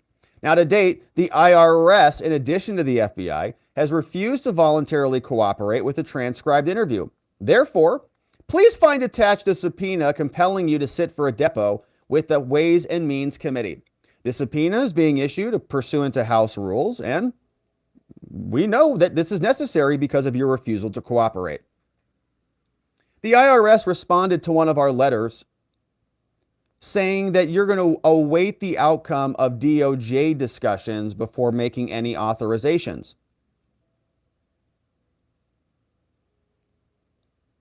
And they're writing this a little bit differently. They say, thus, the IRS's response letter appears to have adopted several reasons why you can't comply. We know that on July 26, Mary Ellen Norica rejected Hunter Biden's plea deal. New filings came out in the aftermath of that. We note that the whistleblower confirmed that David Weiss, the U.S. attorney, said that he was not the deciding person. And the recent decision to appoint him as special counsel, especially in light of his testimony, raises serious questions about the handling of this investigation and reinforces exactly why we need to speak with you. Based on the information that has been made available to us, you have unique information that we need. For example, the whistleblowers allege the politicization and the misconduct during the Hunter case. Specifically, we're examining claims that a portion of the investigation was purposefully slow-walked and subjected to improper and politically motivated interference. You, sir, were a part of the chain of command for these whistleblowers, and you got an email from Gerry Shapley in which he detailed a key prosecution team meeting on October 7th. What supervisory special agent Shapley detailed in that email is an essential piece of our inquiry. Your testimony is necessary to advance this. We've sought to obtain the IRS through voluntary compliance to show up for an interview, but they haven't. Because the IRS has failed to comply voluntarily with these requests, please find attached a subpoena compelling your appearance at a deposition. This goes over to IRS agent Waldon, the special agent in charge out of Washington, D.C., and he's not alone. Another IRS agent got one too. This is Michael Batdorf. He's the director of field operations. Same letter type of assembly here. To date, you, sir, have refused to voluntarily cooperate, and the IRS is refusing to make you available. We know that the plea negotiations are at an impasse now, and we've got questions about David Weiss. Based on information provided, you were also a part of the chain of command. You got an email from Gerry Shapley as well. So they're just following, right? The tentacles are just, the branches are just expanding here. What Agent Shapley detailed in that email is necessary for us. You have not been made available. Therefore, sir, please find attached a subpoena compelling your appearance at a deposition. Sincerely, Jason Smith. So, outstanding. Now, you can see what's happening here. Very slow process where we get multiple requests. They're being very accommodating. What are your objections? Why can't you show up and testify? They deny. Now they're getting hit with subpoenas. So we've got 4 of them, all about that October 7th meeting. And these are going to be fun to follow because now we're going to have other corroborating witnesses that can add some meat to the bones of the DOJ corruption that is well underway. We've also got reaction from Mark Lytle. He is a lawyer, one of them, for the whistleblowers, and he was explaining what he thinks about this and why Weiss has to go. IRS whistleblower Gerry Shapley's attorney, Mark Lytle, joins me once again now. Mark, good to have you with us. What's your overall reaction to all of this that came out over the weekend? Pretty big stuff. Thanks, Martha. Thanks for having me on today. My overall reaction with all of this information that's come out from the Politico and New York Times articles are that David Weiss has to go. He cannot be the special counsel in this case. Every day there's new revelations about Mr. Weiss and the way he's handled this case. It's come out now that he first thought there should be no charges in this case. Then he reacted when the whistleblowers came out and came up with this special deal, the 2 misdemeanors with no jail time. And then we hear threats. There are documents that show the defense team were threatening to put President Biden on the stand. And to say that's a threat, it really shows that, what is that going to accomplish? The head of the executive branch would be testifying in a trial against the Department of Justice. It means Weiss has to go. And a special counsel from outside the government, outside the Department of Justice, has to be put in here to handle the case. Yeah, I thought it was stunning the point that you just made, that David Weiss, we now have learned, according to this information, that he never had any intention to bring any charges in this case, not the gun charges, not the tax charges. He was going to let this thing go away until your client, whistleblowers, Gerry Shapley, who we're going to talk to tomorrow in this program, until he and his colleague actually came forward. So that just, it says a lot, doesn't it? That when somebody came forward and Cheers told the to the truth, whistleblowers. then Cheers to the whistleblowers. the prosecutor decided that they would say, oh, yes, this is an ongoing investigation and put it all into high gear? Yeah, Martha, the whistleblowers have been right all along. They've been tested. They've produced documents. They've been corroborated. The Department of Justice hasn't produced any information, but now, through what the defense has given to the media, actually, we're getting a good look into what was going on between these plea negotiations.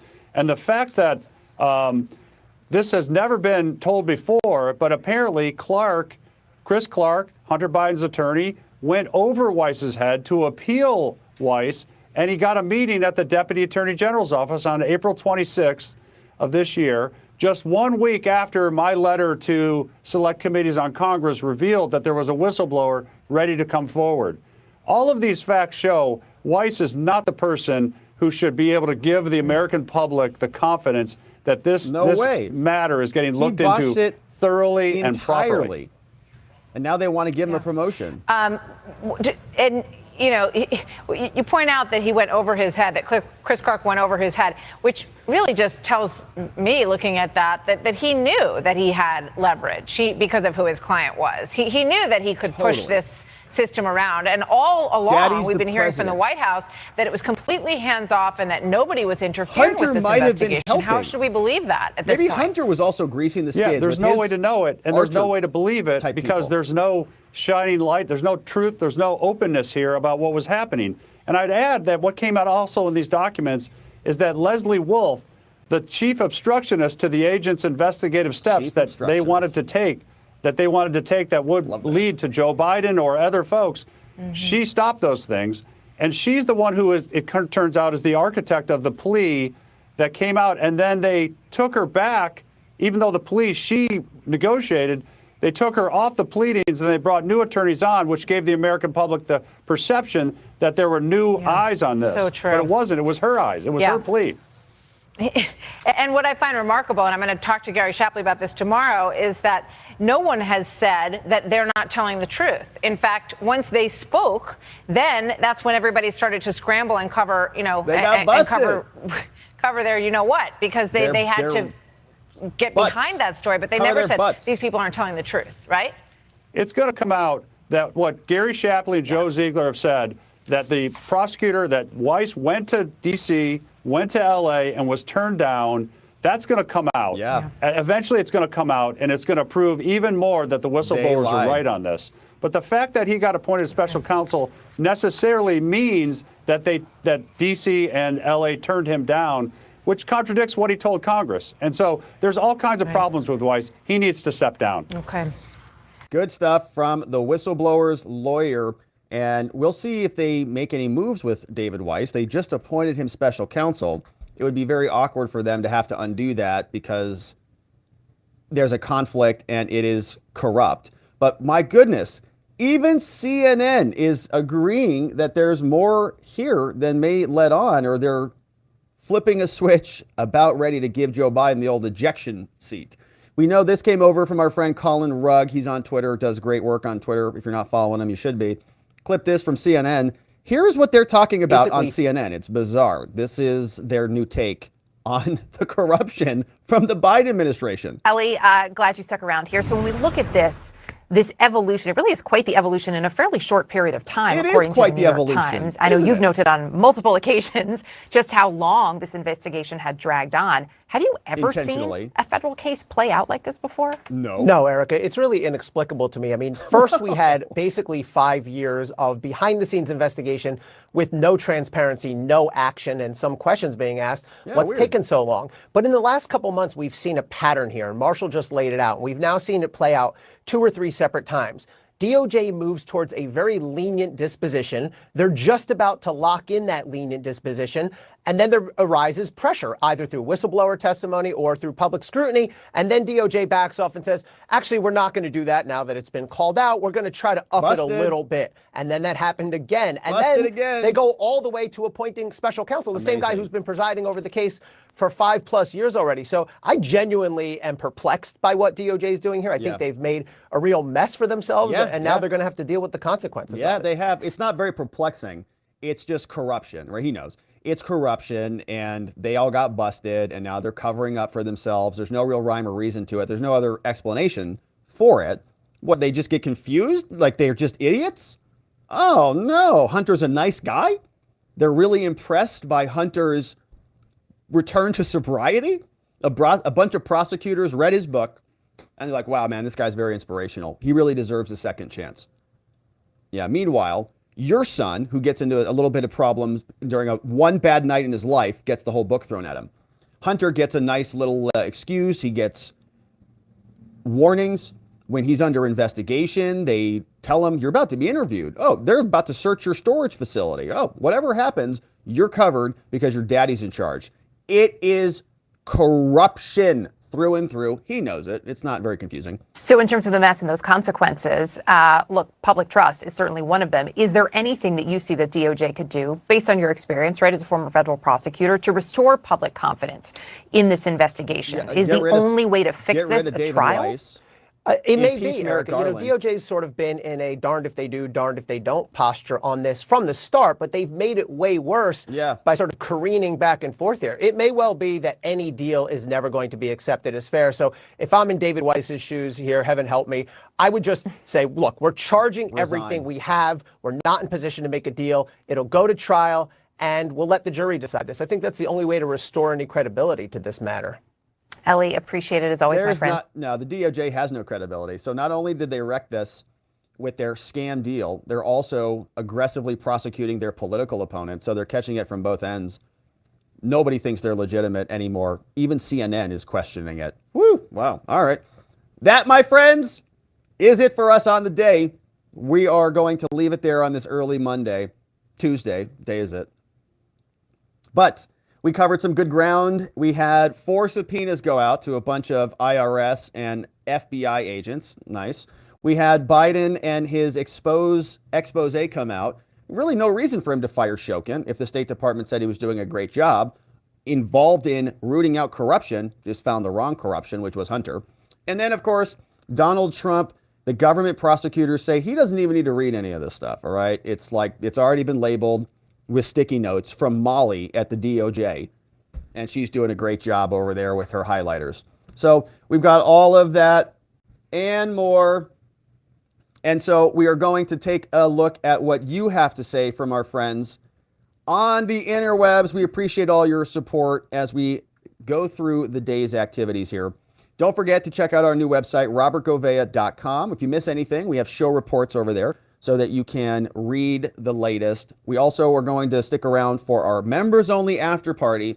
As soon as we're done with your comments, watchingthewatchers.locals.com. And of course, our YouTube friends can join us for the after party by grabbing the Telegram link, which is in the community tab section below. All right. Yesterday, we missed this one from the Rubos in the house. Yesterday, we were asking ourselves, why don't the Republicans do anything about this? Why not? And they said, McCarthy and other spineless Republicans, someone on X commented that everyone in D.C. is in the compromise club. No one on either side will work for we the people, only for each other. They know that they are protected by the other compromised ones as long as they stay in line. And I think there's probably a lot of truth to that. When I hear about like Hunter Biden Burisma corruption, I wonder if that was just the most obvious and open one. Maybe there are many more that are out there, but they're smarter about it and they're not crackhead prostitute abusers who leave their laptops in repair shops. Okay, that's why we don't know about them. But they're all just kind of in on it, right? They all just kind of do it. That's why the FBI is not that involved. That's why the DOJ is not that involved, because it's all already baked into the scam. Yeah, and I know that's very cynical, but I don't really know how else to explain it. All right, we've got another one. thank you to Voice of the People, says, okay, I'm never going to finish this timeline series when more stuff comes out every day. That's part of the problem, Voice. I know. Voice, I think, is working on the Hunter Biden timeline, and every day it's like a treasure trove. There is a fire hose of data coming out. We got Logan's here, says, couple quarts of gasoline for your car, Rob. Well, thank you, Logan. Although mine doesn't take gasoline. I know. Don't judge me on that one, but it's true. But I'll use it for something else good, Logan, like electricity. We have this one from FG. Welcome, FG. Welcome in as a supporter. Don't forget to grab the Telegram link. We're going to go over there for our members only after party here in a short minute. We got Tanya Karras. Tanya, so on Tuesdays, we have Taco Tuesday, especially on locals. And Tanya's here, says, happy taco, bacon, enchilada, chocolate milkshake, banana split, and peas day, which is a pretty good day. I'd say I like all of those things pretty well. Sometimes we get pineapple in there, which, it's like, all right, diversity's good, I suppose. Yeah. This is a good combo here. And on our locals and our members, you can have your tacos however you want them. Indulge away.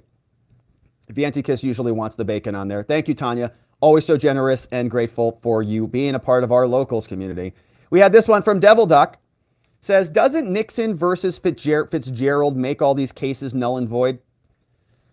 Well, I think that's the one you're talking about, like presidential immunity and federal immunity and those things. I think it will probably come into play at some point, but it doesn't automatically make them null and void. Somebody's got to make those arguments. So Trump's team would have to make that argument in court. And they might do it. I think right now they're still, Meadows might make it. Or I think you're talking about the Nixon versus Fitzgerald for Trump. It might come up. We'll see. Trump really hasn't been filing a lot of stuff. So I'm waiting for more stuff to come down the pike from him. We got Wims in the house. Thank you, Wims, over on YouTube, bringing in 10 members. Woo! So our friends, thank you to Wims for bringing in W. Daisy Girl. We got Spitfire, Gail G, Fast Group, Chris C, Jason L, Pickle Jars for Hillary. We got Mrs. Hayes, Bill Leslie, and Charles A, all in the house, courtesy of Wims. Wims, thank you very much. Bringing in 10 new members. And our members, we're going to do our members only stream later tonight, probably 8 p.m. Eastern-ish. And we'll do a debrief. We'll see what else is happening and just kind of hang out for a bit. But thank you, Wims. And our members, we'll see you tomorrow morning as well for our members only stream in the morning. John Allen's over on Locals says, if it's so much, how did a grand jury decide to indict Trump? Did they actually go over any of it? Well, so they don't have to go over it all, but yeah, but in a grand jury proceeding, they just make the presentation. So like, this is in every standard criminal case. Like, the jurors don't see all the evidence that we all see. So the government during the grand jury proceeding just presents what they think, and then the jurors, just like a trial, hear what they think they need to hear, and then they vote on it. But it's a good question. No, they definitely did not read 11 million pages of documents. And I would bet the government didn't either. They just gobbled it all up, and they just assembled it in binders and decided to drop it over. John says, did the government use ChatGPT to write the indictment documents? I don't know. But maybe they should use it to analyze it. Might get through it faster. We got this one. Pickle Jars says, don't read, just plead guilty. How Soviet-esque. You're right about that. Yeah, you don't need to read it. You don't need due process. It's just evidence. This one came in from John, says, Rob, there's no way the government wrote the indictment. How long would it have taken to write it if it takes that long to read? So the indictment is just the charging document. So that's only 90-something pages, I think. But the actual discovery is the evidence that underlies it. So think about business records, police reports, legal memos, emails, email chains, text message chains. I mean, like, think about all the business you've done for 3 years in, texts and emails and phone calls, and all of that's just gobbled up. That makes up the basis, the evidence for the indictment. Catherine Rex says, I have a feeling the defense was setting them up. It was a great motion, and the judge is going to have a hard time. Like, what's the judge going to say? Just read faster. You guys should just read faster on the defense. Just pick up the pace, all right? Skip every other page. You'll get the gist of it. They're in a precarious position because Trump's going to say, hey, you guys have said this case was insanely important. Judge, you said it was.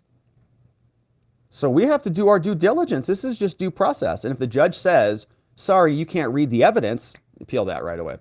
We've got IB says, same evil tactic as the $4 trillion spending bill. Same evil tactic as the $4 trillion spending bill. There's a lot of evil tactics out there. Chloe's here. Thank you, Chloe. Says, you're the GOAT. No one like you. Great job. Thank you. Thank you, Chloe.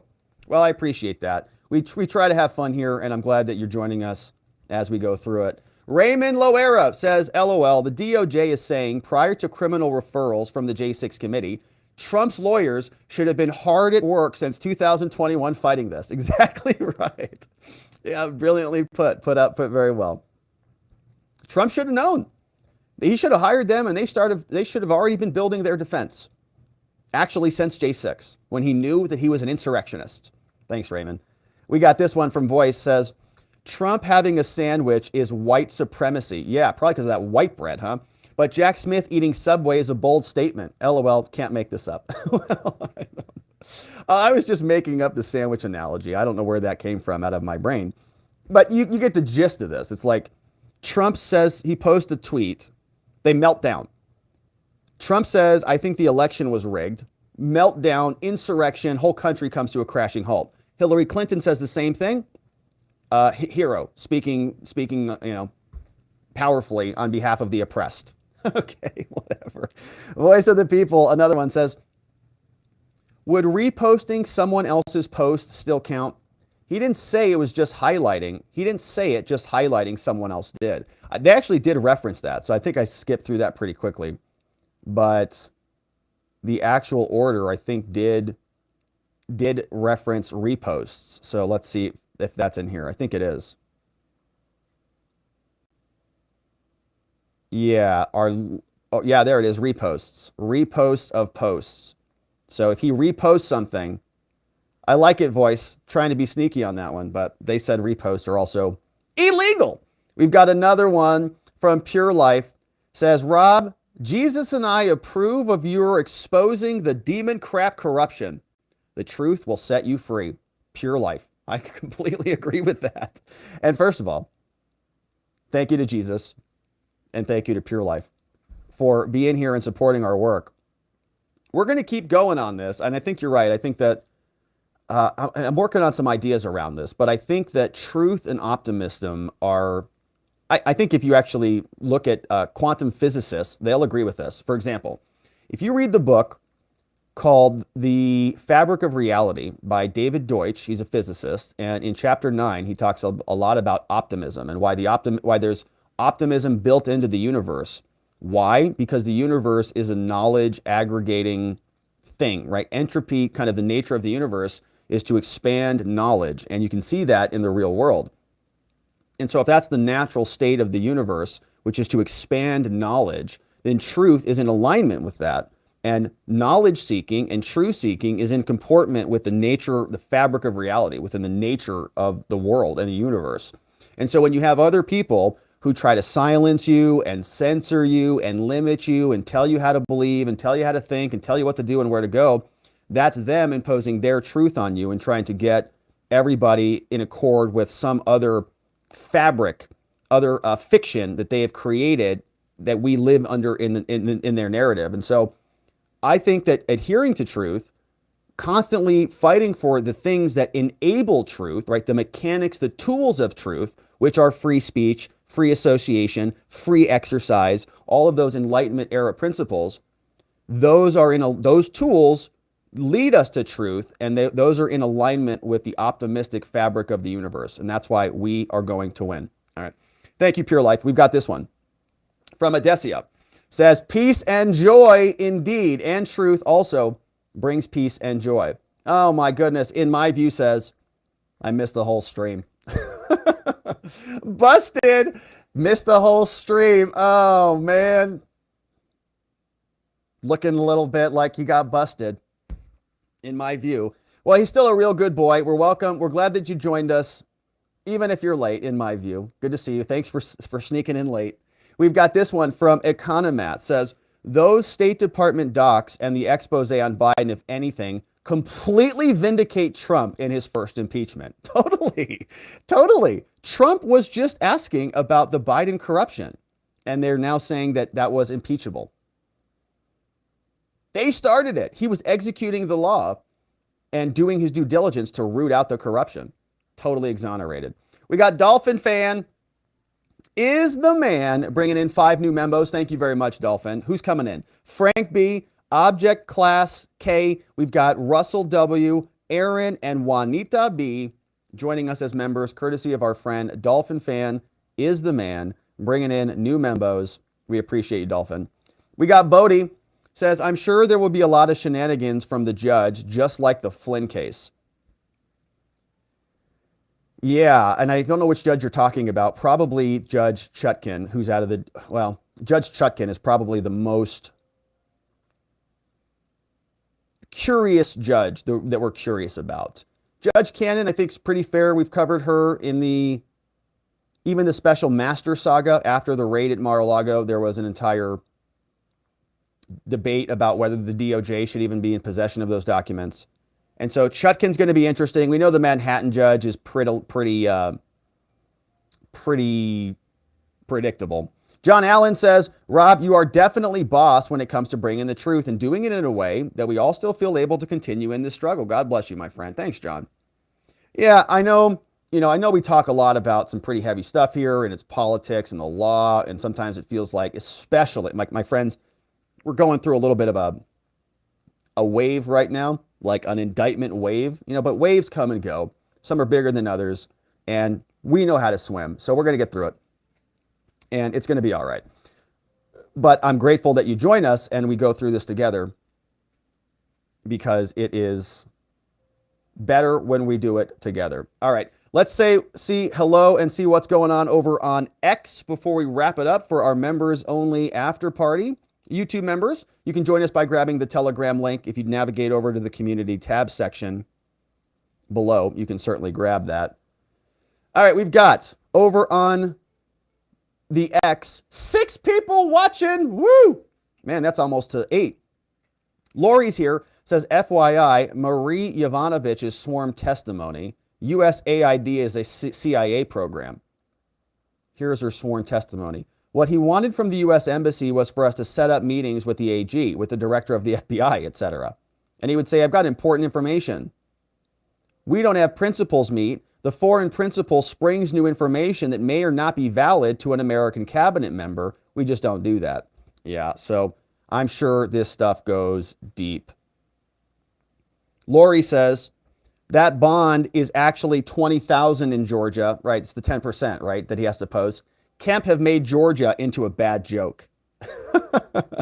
Viantica says, translation, just because we submit something as evidence doesn't mean the defense should have to review it. What, right, and they would love to just have the defense not review much of anything if they could avoid it. Fred says, if he can afford it, Trump should pay the entire $200,000. I think he can afford it. Chicago lady says, thanks for the top-notch news. You help me understand issues I'd find too complicated, and you help me laugh throughout these infuriating times. You help my blood pressure. So does the chat. Shout out to the chat. Shout out to the chat for helping blood pressure. That's all. That's right. We got to keep our blood pressure down together. Wolf says, is it just me, or did Jack Smith's team admit to adding duplicated versions of the same document in order to make the discovery larger? How does that serve the interest of justice? It's a good question. And we got Newton Leroy says, OMG, this is hilarious. And Laban says, Field of Greens is a good way to be healthy. Staying healthy is a good thing to do. And Field of Greens is one way to do it. David says, to keep informed with the truth, we teach our kids about politics and the law. Our grandson wants to be a lawyer just like you, and we're going to make sure he succeeds. We need to make sure Carrie Lake gets her message out about election interference so Arizona can be great again. David Eves, shout out. What a great comment. And sounds like your grandson is a very intelligent young man, and I'm sure he's going to make a great lawyer. And so I'm glad that you're here, and a part of our community, and we'll look forward to watching his career as he emerges into a lawyer extraordinaire over at the David Eves household. All right, my friends. So those were our friends on Twitter, and we had a couple extra comments come in before we wrap it up. Shout out to Rocky Water, says, my job is so insensitive to my watching the watchers needs. I've only been able to watch about 50% today, but even at 50%, great show. Thanks, Rocky. Yeah, I know we're a little bit early, and I know it throws the schedule off. I try to avoid it.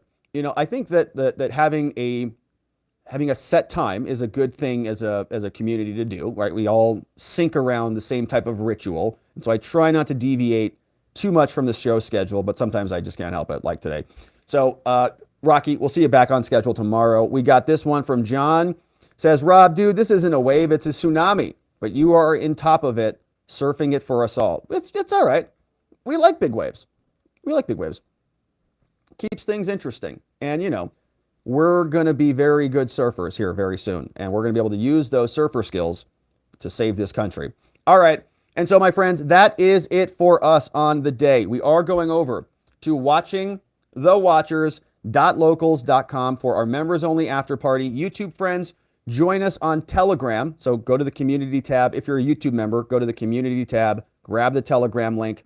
We'll see you there. If you miss anything, you can go to robertgovea.com to grab the show reports, sign up for our daily newsletter that gets delivered right to your inbox so that we never lose touch.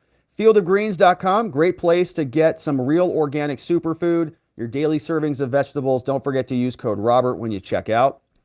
Big shout outs to our mods and meme smiths who keep things nice and orderly for us all throughout the interwebs. Our friend Vientikis Prime, K-Bean, Just Cause. We got Play and Hooky, Ronnie Cole, Zulu's in the house, Beyond Geostars, our friend Zach Nichols, John Allen, Janik909, Dog Digger, Donut Mind Me, John McGarvey, along with our meme smith, Sleepy Dog Lee, Geegum Geegum, and Nathan N810, all in the house. And we're grateful for everybody who joins the show.